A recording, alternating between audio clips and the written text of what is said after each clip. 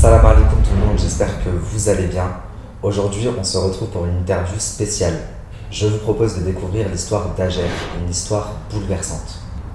Privée de sa sœur partie trop tôt, Ager mène une lutte acharnée contre l'injustice qu'a subie sa famille. Elle a accepté d'être avec nous aujourd'hui pour nous raconter un peu plus en détail son histoire, son combat. Un combat pour rendre hommage à sa sœur. Bonjour Ager. Bonjour. Tu vas bien? Ça va, merci, alhamdoulilah. Alors tout d'abord, merci d'être avec nous. Merci pour ton invitation. Ça me fait très plaisir. Si tu me le permets, j'aimerais qu'on revienne, qu'on recontextualise l'histoire, ce drame familial qui a bouleversé ta vie. Donc à l'époque, on est en 2008. Ouais. Ta grande sœur rencontre un homme en Tunisie, c'est bien ça? Elle l'a rencontré, ils se sont mariés en juillet 2008. D'accord. Donc c'est un homme d'origine tunisienne qui vit là-bas en Qui vit en Tunisie. Tunisie, oui. Ok. Et vous êtes également d'origine tunisienne, mais vous vivez en France. En France, D'accord. à Strasbourg. Donc toi, tu l'as rencontré directement, son époux? Non, moi je l'ai rencontré un an après leur mariage. J'ai pas pu rentrer au mariage parce que j'ai accouché de mon fils 10 jours après. D'accord. Et du coup, donc tout se passe bien au début. Ils vivent leur relation à distance. Et 2 ans après, en 2010, ta sœur donne naissance à un petit garçon. En fait, elle faisait des allers-retours Strasbourg, la Tunisie, Ouais, pour voir son voir le mari. plus possible son mari. D'accord. Et du coup, donc, elle tombe enceinte 2 ans après. Elle accouche un an et demi après. 1 an et demi après, ok. Et donc, ça lui donne en fait, du coup, l'éligibilité pour pouvoir faire entrer son mari via le regroupement familial. Voilà, elle a demandé un regroupement familial. Son fils est né le 11 février 2010 et son mari est arrivé le 5 mars 2010, Très peu de temps après, donc ça a été très rapide. très peu de temps après l'accouchement. L'accouchement, ok. Et donc au début tout se passe bien, je suppose qu'elle est contente ta sœur, que son mari arrive. Elle est ravie que son mari arrive, elle en avait marre de faire les allers-retours, donc elle était super contente, elle allait habiter avec son mari, son fils. Donc à quel moment, Ager, la situation a commencé à déraper pour ta sœur? Est-ce que tu le sais? Non, je sais pas. Quels sont les échos que toi tu as de la famille? Tout se passe bien dans le couple? Moi j'avais ma sœur au téléphone tous les soirs. D'accord. Elle ne m'a strictement rien dit. Bon, j'étais au courant de quelques disputes de couple comme tout le monde, Bien sûr. mais rien de grave. J'étais au courant de rien. Parce que depuis petite, je protégeais ma sœur, même si c'était ma grande sœur. Vu mon caractère bien trempé et elle un peu plus effacée, c'est moi qui défendais ma grande sœur. D'accord. Et je pense qu'elle a voulu... Te préserver, peut-être elle te connaissait, Voilà, c'est ça. elle a anticipé ta réaction peut-être? Oui, je pense. Ok. Je sais pas quand est-ce que ça a dérapé pour moi. Le jour où ça a dérapé, c'est le jour où elle est morte. Donc, on va y venir. Très peu de temps après la naissance du petit, ta sœur, accompagnée de ta mère, se rendent à la préfecture, c'est ça? Le 16 avril 2010. Donc le 16 avril 2010, le petit il a quoi? 2 mois à cette époque-là? 2 mois. Donc ils vont à la préfecture et elle se rend à la préfecture pourquoi exactement? Parce qu'elle l'a fait venir suite à un regroupement familial. Mais vu que ça se passait très mal, qu'il la battait, qu'il la menaçait de mort, qu'il menaçait de kidnapper le bébé, elle est partie le dénoncer et arrêter la régularisation de papier. Ok. Donc elle se rend là-bas, elle est accueillie par une dame, je suppose. Oui. D'accord, donc elle explique tout ça à la dame, qu'elle s'est mariée, qu'elle a fait venir son mari en France via le regroupement familial, mais que du coup ça va plus, que son mari est un peu violent, qu'il la menace de kidnapper Ah, l'enfant. mais il la battait, c'était pas un peu violent, il la battait, il la menaçait de mort. Et elle a Il était dénoncé tous ces faits et elle lui a demandé de rédiger un courrier. Donc ta sœur rédige un courrier à ce moment-là où elle résume dit tous les faits, tout ce qu'elle a dit Tout ce à la qu'elle dame. subit. Ok. Voilà. Et La dame lui fait une photocopie avec tampon de la préfecture et lui demande de se rendre immédiatement au commissariat central de Strasbourg. ok. Donc la dame, elle prend pas ça à la légère quand même. Ah non, elle était... D'accord. Elle lui tamponne, elle lui dit vous allez au commissariat. Ta sœur va au commissariat, elle se rend au commissariat Oui. de suite après? Oui, de la préfecture, elles sont parties au commissariat avec ma mère. Ok. Elle a pu déposer plainte? Non. Pourquoi elle aurait pu déposer plainte? Elle a été enregistrée à l'accueil. On a scanné sa carte d'identité, donc on sait exactement à quelle heure elle est arrivée. Ok. mais il n'y a ni plainte ni main courante qui ont été enregistrées. Elles ont été reçues par un OPJ, mais l'OPJ n'a pas... Ta sœur s'est désistée, elle voulait plus porter plainte? Ah, si. Oh. Si. Elle a montré, elle a présenté le courrier qu'elle venait d'écrire à la préfecture, à l'OPJ. Que la préfecture avait tamponné en plus? Bien sûr, d'accord. Avec tampon de la préfecture, date et tampon. L'OPJ l'a lu, il a bien vu que ma sœur était menacée de mort, menacée d'être brûlée vive, menacée qu'il kidnappe le petit. Il l'a renvoyée vers le commissariat de quartier, alors qu'elle était au commissariat central. D'accord. Donc il lui a dit on ne peut pas s'en occuper, allez au commissariat de quartier. Il lui a dit allez porter plainte au commissariat de quartier. Mais elle lui a dit oui mais monsieur, s'il m'arrive quelque chose, il lui a coupé la parole, il lui a dit si vous arrive quelque chose, vous direz que c'est la faute de la police. D'accord, mais comment, s'il lui arrive vraiment quelque chose, comment elle peut dire quoi que ce soit? Si elle meurt par exemple? Il faudrait poser la question au policier en question. Ok, on va y revenir tout à l'heure. Et donc du coup, c'est un vendredi, c'est bien ça? Oui. Donc là, elle sort du commissariat central, on est en fin de journée. Elle se rend directement au commissariat de quartier? Non. Okay. Non, elle comptait y aller le lundi. Mais c'était en fin de matinée, c'était pas... En fin de matinée, d'accord. Ouais. Donc elle se dit, ok, très bien, j'irai lundi du coup au commissariat de quartier. Et elle rentre chez elle? Oui. Okay. Parce que elle avait laissé son fils à la maison avec son père. D'accord. Donc elle rentre chez elle, bien sûr, pour son fils, et elle n'a jamais eu le temps d'aller au commissariat de quartier? Non, elle est décédée le lendemain. Elle a été assassinée par son mari. Ok. Est-ce que, si c'est pas trop indiscret, je peux te demander de quoi est-ce qu'elle est morte? Elle est morte de 3 causes. Alors, strangulation, noyade et hémorragie interne. Hémorragie interne, c'est-à-dire qu'elle saignait de l'intérieur? C'est-à-dire qu'il l'a balancée sur... elle avait un rebord comme ça de faïence de la baignoire. Il a dû la balancer parce qu'elle avait toute une lignée, j'ai lu son rapport d'autopsie, elle avait toute une lignée de côtes cassées, mais c'était sur la même ligne, donc je pense que c'est le rebord de la baignoire et le foie qui a perforé, qui a été perforé, donc hémorragie interne. Et donc strangulation, il l'a étranglée? Il l'a étranglée et noyée dans la baignoire. En même temps? Ouais. Mais on ne peut pas être humain et faire ça, c'est pas possible. À ce moment-là, l'enfant a 2 mois? Oui. Il est présent quand il a dû? Il était en body sur le lit. Apparemment, elle était en train de le changer pour sortir. Peut-être pour aller chez mes parents. Je suis vraiment confus. C'est horrible. Et donc vous, à ce moment-là, vous ne le savez toujours pas, quand est-ce que vous l'apprenez? Comment vous avez su? Eux, ils étaient à Strasbourg, moi j'habite à Nice. Donc toi, en plus, tu es dans le sud de la France et eux, ils sont quand même assez loin. Oui. Mais ta mère, étant donné qu'elle s'est déplacée avec elle au commissariat, à la préfecture, elle savait qu'il y avait un petit peu de l'eau dans le gaz dans le couple.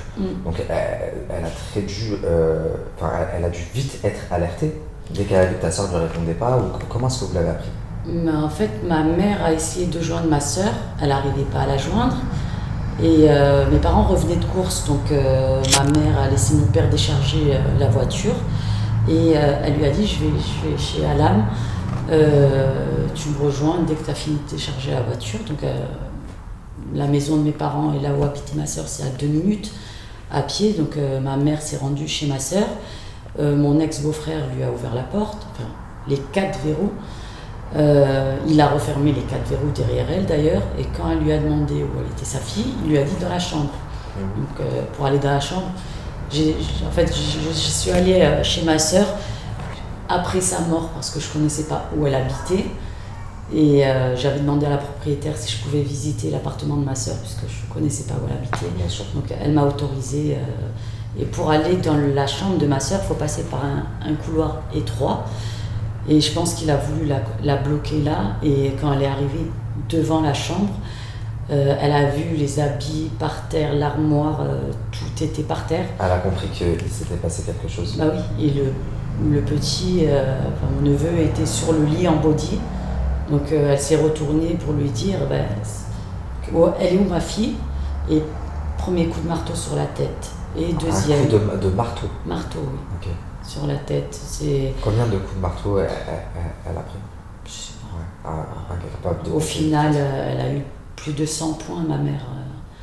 Parce qu'une fois qu'elle a réussi à lui retirer le marteau, Elle a quand même réussi à lui enlever le... Ouais. il a sorti un couteau de sa ceinture. Donc, c'était prémédité, quoi. Il avait prévu son coup. Oui, s'il l'a fait rentrer, c'était pour une raison. Ah oui. Il a refermé les De toute 4 façon, verrous. tout en la tapant, il a dit « je vais tous vous tuer ». Donc, Je vais tous vous tuer, donc c'était vous tous la je famille. pense, oui, toute la famille. Mon père, ma mère, je sais pas si moi j'étais comprise. Et ton père, à Moi, ce de toute moment-là, façon, il m'a tué est rentré. aussi. Donc, T'as tué, c'est une Ouais. autre forme de mort, mais je le c'est ça. comprends. Ton père, à ce moment-là, il est en bas, ou il a monté les courses et il est chez toi? Et il est chez... Non, il est encore à la maison, chez lui. Ok, d'accord. Et donc, ta mère, elle arrive à lui enlever le marteau, il sort un couteau, Oui. et il se met à À la planter. à la planter. Donc ma mère crie tellement fort que ça Aujourd'hui, ta allait. mère va bien? Oui. Enfin, si on peut appeler ça aller bien. Physiquement, en tout cas, elle a gardé des séquelles? Elle a une boule dans la tête, quoi. D'accord. Et comment elle a pu s'en sortir au final? Alors, elle a crié. Les voisins ont essayé de défoncer la porte, mais ils n'y arrivaient pas. C'était une porte blindée avec 4 verrous fermés. Donc, ma mère entendait les coups sur la porte. Donc, elle savait qu'il y avait du monde derrière. Donc, elle a réussi à le pousser et courir vers la porte. Elle a ouvert les 4 verrous. L'adrénaline, la peur, voilà. ouais. C'est ça. Il l'a rattrapée. Tout en ouvrant les verrous, elle continuait à se faire planter. Et quand elle a réussi à ouvrir la porte, il y avait les voisins et la voisine du dessus qui a vu ma mère tout ensanglantée. Elle m'a décrit ma mère comme une boule de sang qui lui a ouvert la porte. Elle a avancé dans l'appartement.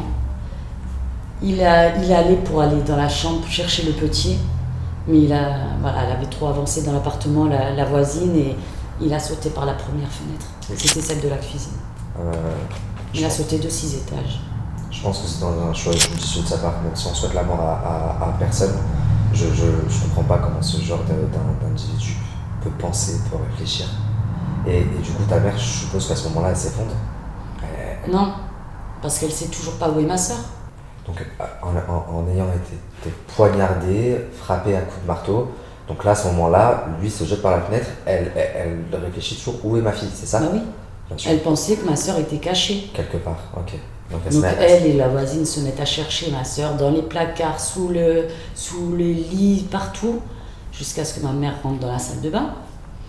Et elle voit la baignoire remplie avec des couvertures, le transat du bébé, il y avait de tout. Et par-dessus le... Oui, au-dessus de la baignoire.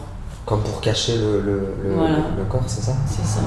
Donc ma mère rentre sa main dans la baignoire et elle touche ma sœur.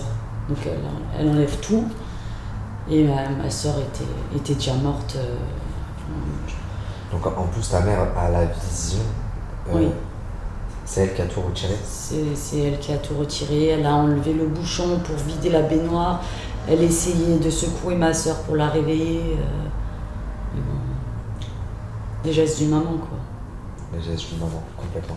Et toi, à ce moment-là, t'es toujours pas au courant du coup? Moi, je suis au courant de rien, je suis à Nice. Je suis à 1000 km. Et donc, ils appellent les pompiers, la police quand même? Ah oui, il y a le ce SAMU, moment-là. les pompiers, la police, il y a tout le monde. Il y a tout le monde. Ta mère est transportée à l'hôpital. Oui. Qu'est-ce qu'ils font du petit? Le petit part aux urgences pour savoir s'il va bien, puisqu'il y a eu des violences au domicile. Alors, c'est ce que j'allais te demander. Est-ce qu'il y avait des... Est-ce que... Non, lui, il n'a pas été touché. il n'y avait pas de signe de maltraitance? Non, lui, non. Ok. Après, il part en pouponnière. Mon père, qui avait débarqué entre-temps, il est tombé en voyant les policiers, le SAMU. Il a compris qu'il se passait quelque chose de catastrophique. Donc, il s'est évanoui. Donc, mon père s'est retrouvé dans un hôpital, ma mère dans un autre. Ma sœur à la morgue, mon ex-beau-frère à la morgue, mon neveu en pouponnière. Et moi, j'étais à Nice au courant de rien. Ok. Alors, quand est-ce que tu l'as su et comment tu l'as su?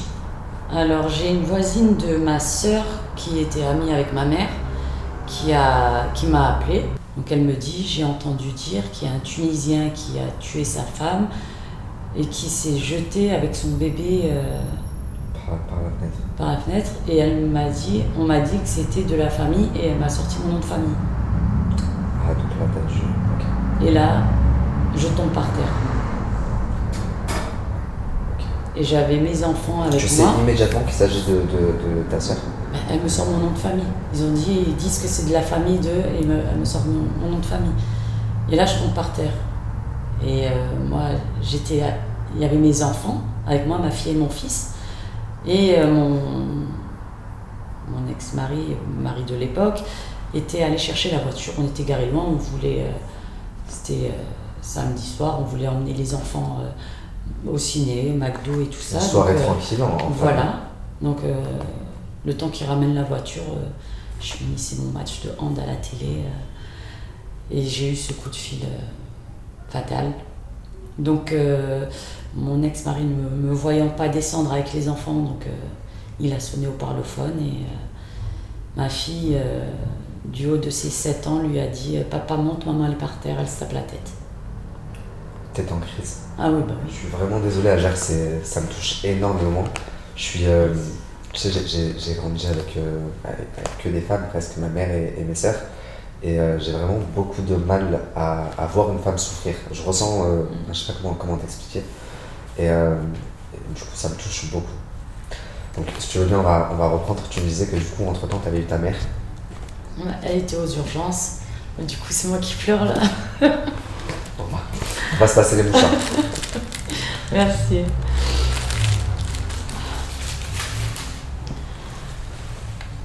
Désolée. Non, mais tu rigoles, c'est normal. J'avais eu, avant d'avoir ma mère, j'avais eu la meilleure amie à ma mère qui habite 3 maisons à côté de nous. Elle nous connaît depuis qu'on a 2 ans, enfin que j'ai 2 ans. C'est comme la famille. Là. Ah oui, je l'appelle Tata, c'est ma maman de cœur. Et je l'avais eu au téléphone et elle était déjà sur place quand il y a eu tout ça, elle était avec les flics et tout ça. Et elle me disait non, j'ai pas de nouvelles de ta mère, mais par contre, ma fille, elle était avec ta sœur en ville pour faire du shopping. Et du coup, je me dis, bah, en fait, c'est peut-être pas ma sœur. Peut-être que c'est un amalgame. Voilà, j'avais envie de me dire, en fait, c'est pas ma sœur. J'avais une petite partie de moi qui me disait peut-être que c'est elle, mais j'avais envie de croire que c'était pas elle. C'est humain. Ouais, j'étais dans le déni. Hein. Et au final, quand ma mère m'a appelé du téléphone de cette dame, elle hurlait. Elle me disait, ta soeur elle est partie, ta soeur elle est partie, ta soeur elle est plus là, ta soeur elle est partie. Elle était aux urgences. Et moi là, là plus personne. Je tombe. Je tombe, je me suis roulée par terre, je me jetais par terre, je me tapais la tête par terre. J'ai hurlé tout ce que je pouvais hurler et j'avais qu'une seule phrase dans la bouche, c'était Alam est morte. Et, je disais le nom de son mari, il l'a tué. Là, tout le monde. Daesh. Donc, à ce moment-là, là, t'en as la certitude, Ouais. ta sœur est bien décédée. Ouais. Qu'est-ce qui te passe par la tête à ce moment-là? Là, je ne pensais plus à rien. Là, blackout. J'arrivais plus à penser, j'ai bugué. J'avais que cette phrase en boucle, j'arrêtais pas de la répéter. Et ce que j'ai fait, et que je ne me souviens pas, par contre, c'est que j'ai pris le fixe, j'ai appelé mon frère en Tunisie, je lui ai annoncé le décès de notre sœur de la pire des manières. Parce que vous êtes 3, t'as un frère, une grande Mon sœur, grand et toi t'es la frère, dernière. ma grande sœur en deuxième, et moi je suis la plus jeune. D'accord. Donc c'est moi qui ai annoncé le décès de ma sœur à mon frère, mais crûment. Hein. Il m'a dit comment ça va ma chérie, je lui ai dit Alam a été tué. Ah ouais, Voilà. ok. Donc En plus, lui, je savais. il est dans un autre pays. Il est en Tunisie, Ouais. mon frère. Ouais. Et, Donc, et ta mère, à ce moment-là, elle réalise qu'elle vient de perdre un de ses enfants. C'est quand même très très chaud. Ouais, Combien de temps elle est restée à l'hôpital?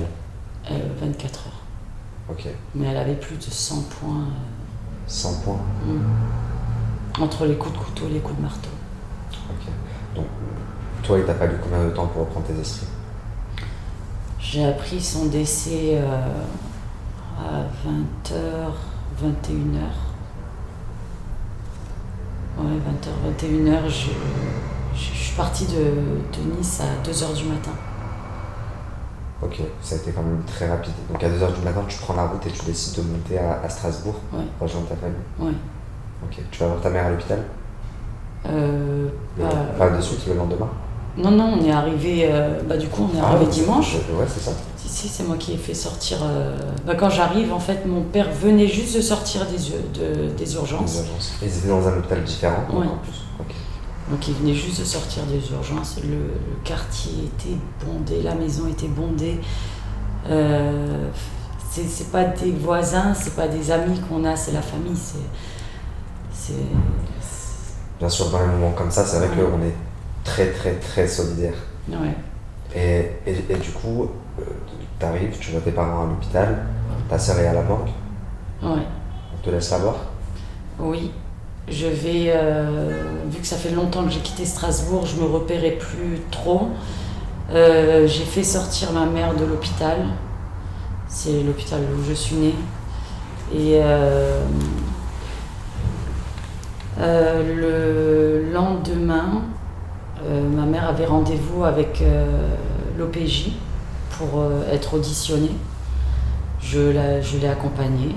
J'ai été auditionnée moi aussi, mais bon, j'avais pratiquement rien à dire. J'étais au courant de rien. T'étais même pas au courant que ça se passait Non. pas très bien avec ta sœur. C'est là que j'ai appris.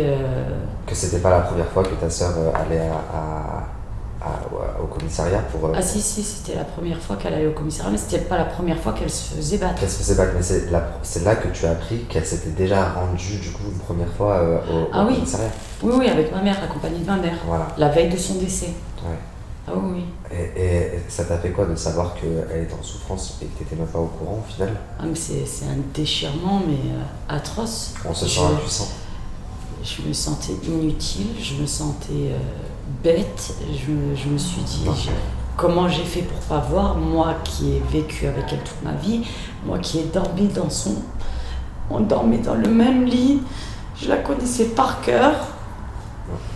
Mais tu ne peux même pas t'en vouloir, ça il faut pas que tu penses, parce que même si t'avais beau la connaître, ça aurait pu être ta jumelle, dormir comme t'as dit, vivre toute votre vie ensemble, c'est des choses que tu peux pas prévoir, que tu peux pas anticiper, c'est les aléas de la vie. Tu pouvais pas savoir qu'elle allait tomber sur une mauvaise personne, sur quelqu'un qui n'a pas de principe, qui n'a pas de valeur. Ouais. Et puis à 1000 km, qu'est-ce que tu voulais faire?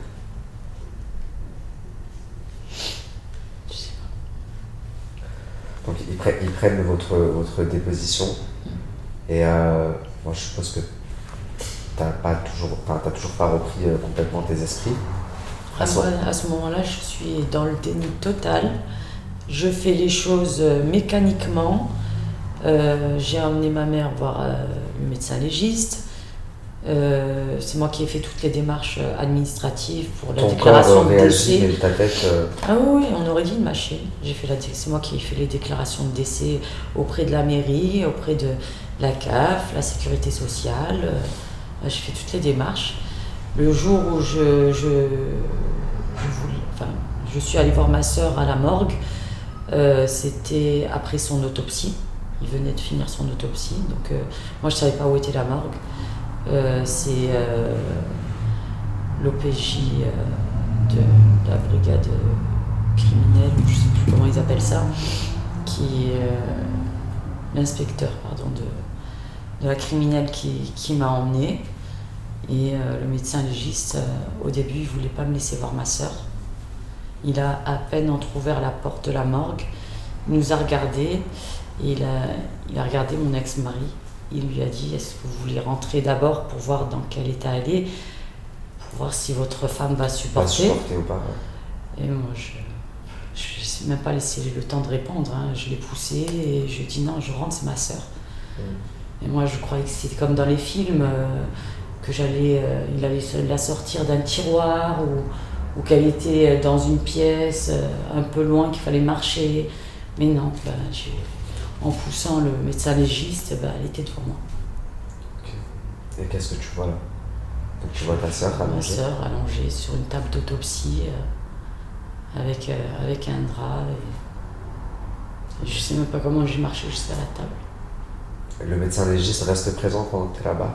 Ah oui, le pauvre. Je sais même pas. Je crois qu'il était choqué. Il était choqué, mais en même temps, il m'en a pas voulu. Personne peut t'en vouloir.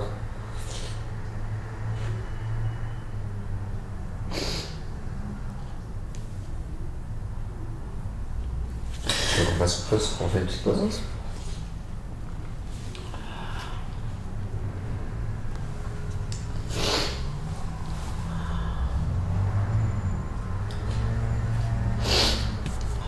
J'ai essayé de voir si je trouvais pas un pot.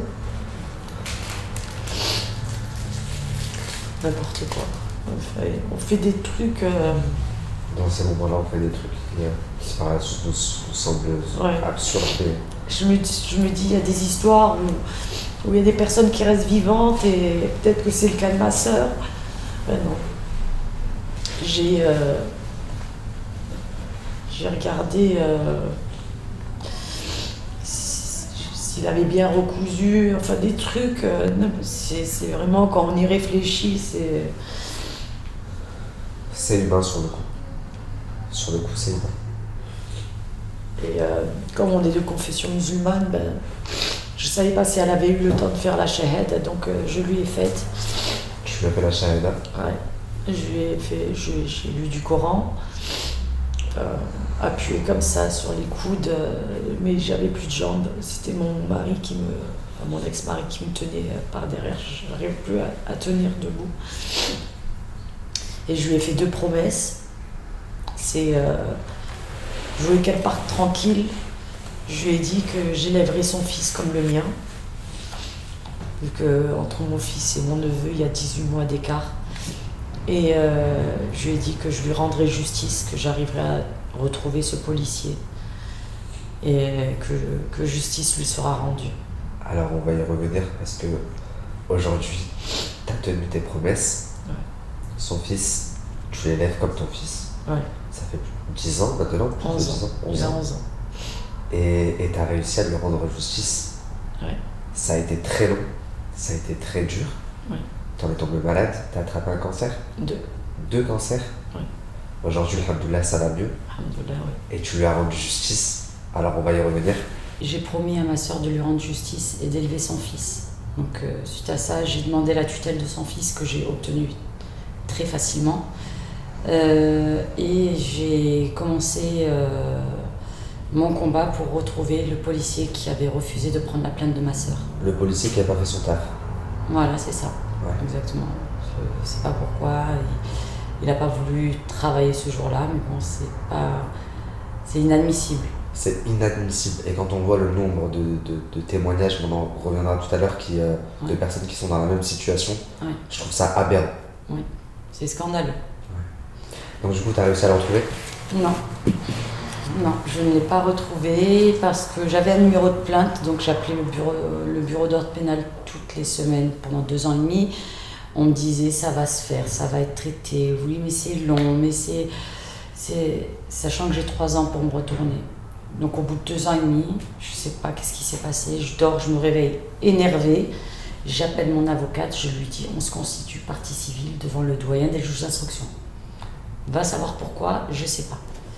Donc mon avocate me dit d'accord, donc elle envoie la constitution de partie civile et on reçoit un refus. Donc disant que le numéro de plainte, il y a absence de plainte initiale. Donc le numéro de plainte que j'ai n'existe pas. Il n'était pas attribué à un dossier en fait. Il n'existe pas. Il n'existe pas. Donc je rappelle le bureau d'ordre pénal que je rappelais toutes les semaines pendant 2 ans et demi. Je voulais savoir comment elle pouvait me dire que ça va être traité, que ça. Alors que le numéro n'existe pas. Ça faisait 2 ans et demi quand même que j'appelais toutes les semaines. Donc je rappelle, donc je demande des nouvelles de. Et puis encore 6 mois, et puis après c'est bon. Les 3 ans sont passés. C'est ça. Ok. Donc je rappelle, normal, je demande des nouvelles, elle me dit ça va être traité bientôt. Je dis est-ce que je peux vous poser une question? Elle me dit oui bien sûr. Je lui dis à quel moment vous allez arrêter de vous foutre de ma gueule? Elle me dit je vous demande pardon, pourquoi vous parlez comme ça? Je lui dis parce que ce numéro de plainte n'existe pas. Ça fait 2 ans et demi que je vous appelle toutes les semaines. Ça fait 2 ans et demi que vous me dites que ça, un coup c'est trop long, un coup ça va être traité, un coup ci, un coup ça. Je dis, ce numéro On n'existe pas. fait jouer la montre, quoi. Voilà. Ouais. J'ai dit, vous m'avez fait perdre 2 ans et demi. Ce numéro de plainte n'existe pas, c'est le doyen des juges qui le dit. Elle l'a reconnu. Elle m'a mis en attente. Et au bout de je sais pas, quelques secondes, elle me reprend pour me dire ah oui, effectivement, c'est une erreur de frappe. 2 ans et demi d'erreur de frappe. Oui. Ok. Oui, 2 ans et demi, c'est pour se rendre compte que c'est une erreur de frappe. Donc je lui ai dit en plus, vous continuez. Je lui ai dit alors, retenez bien mon nom, vous allez entendre parler de mon nom un jour ou l'autre. Retenez-le bien. Et de là, mon combat a commencé. Ok. Et donc, par rapport à la faute de cette dame, puisque c'est clairement une faute professionnelle, elle t'induit en erreur, elle te fait espérer quelque chose qui n'arrivera jamais, et elle le sait pertinemment en fait. Bah, Toi- sûrement. Je ne sais pas si elle le savait ou peut-être que ce numéro existait sur son ordinateur, mais fictivement, ou j'en sais rien. Il est Je sais pas rattaché ce qui à s'est- aucune plainte réelle. Non. Ok. Non. Je ne sais pas ce qui s'est passé au niveau administratif chez eux dans leur ordinateur, je ne sais pas. Mais en tout cas, j'ai perdu 2 ans et demi de procédure parce que je demandais des nouvelles d'un numéro de plainte qui n'existait pas. Et toi, ça va te donner la niaque, et là tu te dis, Ah, mais là, je me suis dit, ça y est, c'est la déclaration, là, c'est mon combat. ok. Et comment tu as obtenu gain de cause au final? C'est au bout Parce que de. tu as fait condamner l'État, et Oui. c'est quand même oufissime. Il y a beaucoup de personnes qui lâchent l'affaire et qui se disent, bon, bah, de toute façon, ça mènera jamais nulle part. Ah, mais moi, combien de C'est fois l'État. on m'a dit, mais laisse tomber, c'est mort. On m'a dit, c'est l'État. Ouais. C'est toujours l'État qui gagne. Tu gagneras jamais. Et tu n'aurais jamais abandonné. Mais non, mais même à 70 ans, 80 ans, j'aurais continué. C'est un très beau message de vie que tu fais passer là. Merci. Et donc, qui a reconnu, enfin, quel tribunal a été compétent pour reconnaître que, en effet, il y a eu une faute ou que l'État avait mal fait son travail au final? Ouais, alors c'est toute une procédure, je reviens en arrière. J'ai donc, à partir du moment où j'ai appris que le numéro de plainte n'existait pas, donc je demande à mon avocate de déposer plainte et de se constituer partie civile dans la foulée. Donc c'est ce qu'on fait. Il y a eu une enquête du directeur de la sûreté départementale du Bas-Rhin qui a reconnu un dysfonctionnement de ses services. Et pour moi, voilà, c'était la reconnaissance de la faute. Et je savais que j'avais raison, donc je n'ai pas lâché. Ah oui, et puis à partir du moment où on te l'a approuvé en plus. Ah oui, oui. Et moi, par le biais du député, M. Lionel Lucas, que je remercie, qui a fait remonter mes courriers aux différents ministères et qui a fait bouger les choses, et du maire de ma commune, M. Joseph Segura, que je remercie aussi, qui m'a soutenu, 2 personnes très humaines et qui ont un grand cœur comme ça. Alors que je remercie également. Voilà. Et voilà, j'ai réussi à faire remonter les informations sur la procédure. Et je crois qu'il y avait un des ministres de l'Intérieur qui m'avait répondu une fois, je ne sais plus si c'était Brice Hortefeux ou je ne sais plus qui de mémoire, mais il m'avait parlé du téléphone de grande urgence. À cette époque-là, je pense que c'était à l'essai, donc... Ok. Mais toi, passé un moment, tu tombes malade. Oui. Tu m'avais envoyé une photo d'ailleurs où tu n'as plus de cheveux, tu as eu le cancer, c'est ça? Oui, c'était ma première chimio. Ça, c'était mon 2e cancer. C'était ton deuxième, ok. Donc même malade, à aucun moment tu te dis, bon bah tant pis, je baisse le bras, on me fait non. tourner en bourrique. Ah mais encore pire, je m'accrochais encore plus. Je crois que je me suis sortie du cancer parce que je voulais pas lâcher l'affaire avec... T'es une vraie battante, hein. Ah, j'essaie. Ah, mais moi j'ai promis à ma soeur, je n'allais pas laisser un cancer me gâcher le plaisir de lui rendre justice. De lui rendre justice, de Ouais. lui faire honneur. C'est ça. Bah, c'est magnifique. En tout cas, je trouve qu'il y a beaucoup de personnes qui devraient te prendre en modèle. C'est un très très beau message que tu peux passer là. Et j'espère que ça donnera la force à peut-être d'autres femmes qui ont été dans la même situation que ta sœur ou qui le sont là Il y en actuellement. a beaucoup. Ouais, il y en a J'ai beaucoup, reçu énormément de messages, ça se compte par centaines de femmes qui sont refoulées dans les commissariats, elles sont victimes, c'est juste affreux, c'est inadmissible. Je ne comprends pas pourquoi le gouvernement n'en fait pas une cause primordiale. C'est pas normal qu'en 2021, Je suis d'accord. avec les lois qu'on a en France, avec un pays de droit, le droit de la femme est bafoué à ce point-là. Il y a des femmes qui me racontent qu'on s'est moqué d'eux dans les commissariats, on les a renvoyées chez elles, on leur a dit bah, t'es encore vivante, il t'a pas tué, on peut rien faire. Non, il y a des discours, il y a des histoires qui m'ont été rapportées, c'est juste insoutenable, c'est pas possible. Il faut que le gouvernement fasse quelque chose, il faut que les lois bougent. Et justement, c'est là où je voulais en venir. Qu'est-ce qui est mis aujourd'hui à disposition pour toutes ces femmes-là? Parce que je regardais hier avec ma femme, mais en 2020, 98 femmes sont mortes suite à des violences engendrées par leur mari. Donc 98 femmes sont mortes parce qu'elles se sont fait assassiner par leur mari ou par leur conjoint. Et c'est moins qu'en 2019, qu'en 2018 et qu'en 2017. Donc le chiffre a baissé, mais 98 femmes, ça fait quand même plus de 8 femmes par mois qui sont mortes des mains de leurs compagnons. Et c'est énorme. Donc qu'est-ce qui est mis aujourd'hui à disposition concrètement pour éviter et pour réduire le nombre et pour éviter ce genre de situation? Moi je dirais plutôt qu'est-ce qui n'est pas fait. Les plaintes ne sont pas systématiquement reçues dans les commissariats et ça par contre c'est scandaleux. Je pense que la police des polices devrait se pencher sur certains commissariats qui refusent de prendre des plaintes de femmes battues. C'est pas normal qu'on renvoie une femme battue chez elle sans prendre sa plainte. Déjà d'une. De deux, il faut c'est pas que écrire un procès verbal, un dépôt de plainte. Non, il faut agir tout de suite derrière. Prendre des dispositions. Bah oui, il faut éloigner le couple, enfin la femme avec enfant s'il y en a, de l'homme. Déjà, c'est ce qui se passe dans les bagarres de rue. La police, elle vient, elle embarque tout le monde et au commissariat, ils font le tri. Pourquoi ils font pas ça chez les femmes battues? Ils prennent tout le monde et après, ils font l'enquête, ils font le tri. Mais les personnes sont séparées. Dans votre cas, ça aurait sauvé ta sœur. Sûrement. Il faut qu'il y ait des actions concrètes. Excusez-moi, hein, mais il y a trop de blabla. Le blabla, ça sauve pas des vies. Il faut du concret, il faut des actions. Aujourd'hui, je sais que tu es très engagée pour la cause. Oui. Il y a beaucoup de femmes qui te contactent tous les jours. Oui.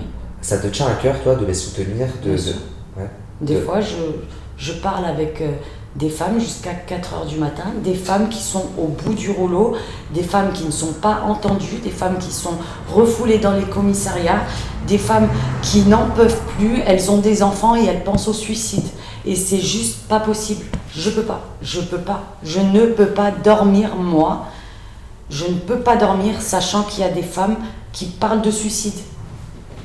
Est-ce que c'est un nouveau combat? Parce qu'on peut dire que ton premier combat, tu l'as achevé, et t'en es sorti vainqueur, haut la main même. J'ai envie de dire, ça a pris du temps, mais machallah, une belle réussite. Est-ce qu'aujourd'hui, tu as entamé un nouveau combat pour toutes ces femmes-là? Oui. Ok. Donc en plus d'avoir rendu hommage et fait honneur à ta sœur, imagine pour ma sœur, pour une personne, ce que j'ai déployé, imagine toutes ces femmes. Alors là, je vais me démultiplier. Accrochez-vous. Hein. Et je trouve que c'est une très très très très très belle cause pour se battre. Et si tu as besoin de moi, de mes équipes en tout cas, n'hésite pas, c'est avec grand plaisir. J'accepte toutes les aides.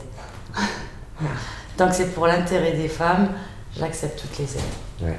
Mais bon, je tiens à préciser quand même Pas tous les commissariats refusent de prendre des plaintes. Il y a des commissariats qui prennent ça à cœur. À cœur, bien sûr. Voilà. Faut pas généraliser. Je ne généralise pas, et je passe pas parce qu'un policier n'a pas pris la plainte de ma sœur qui n'a pas fait son travail, que les autres sont pareils. J'ai des amis policiers, gendarmes, CRS, pompiers, j'ai de tout, et c'est des amis très très proches qui font très bien leur travail.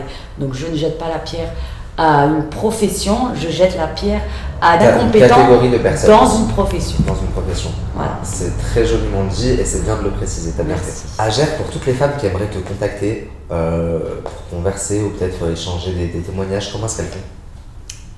Instagram, Facebook, comme elles veulent. Tu es active sur Instagram, sur Facebook? Ok, on le mettra en fin de vidéo. Et j'ai une dernière petite question. Depuis tout à l'heure, surtout quand on parle de procédure, je vois que tu touches ton bracelet ou ton collier. Ça a une signification? C'est des menottes. Ouais, j'ai vu. Voilà. Là, c'est des menottes et là aussi. Ah oui, pourquoi des menottes? Parce que c'est ce que devraient avoir au poignet les bourreaux des femmes que je compte défendre. C'est très symbolique quand même. C'est mieux vaut prévenir que guérir. Hein. Voilà, je leur préviens ce qui les attend. Pour nous, ça fait beau, sur nous les femmes. Voilà. Pour eux, ça fera moins beau. Agère, la justicière. Pour Agère, je me fais aucun souci. T'es arrivé à bout du cancer. T'as honoré ta parole envers ta sœur, alors qu'elle n'était plus là. Et aujourd'hui, les gens qui honorent leur parole, ça court pas les rues. Donc j'ai aucun souci quant au fait que tu arriveras à défendre la cause au mieux et à aider toutes ces femmes qui souffrent. Je voulais vraiment te remercier d'avoir pris le temps de faire cette interview avec moi. Merci, je sais que ça n'a pas été facile de te remémorer certaines choses, etc. Et c'était vraiment un grand plaisir pour moi comme pour toutes les équipes. Merci. Je te souhaite le meilleur à toi et toute ta famille pour la suite. Et vraiment, si tu as besoin de quoi que ce soit, avec le cœur, n'hésite pas. Merci beaucoup. Merci à tous et prenez soin de vous. Au revoir. La famille, si vous aussi vous êtes victime ou témoin de violence, toute forme de violence, car bien entendu la violence ne s'arrête pas qu'à la violence physique, il faut en parler. Même si, comme ce fut le cas pour la sœur d'Agère, vous tombez sur un policier borné qui ne veut pas faire son travail, ne vous isolez pas, ne pensez pas que vous êtes seul. Des associations existent, des numéros ont été mis en place pour vous aider. Vous pouvez peut-être sauver une vie. Cela tient parfois à un coup de fil. L'an dernier, plus de 100 femmes sont mortes dues à des violences conjugales. C'est beaucoup trop. Stop aux violences conjugales.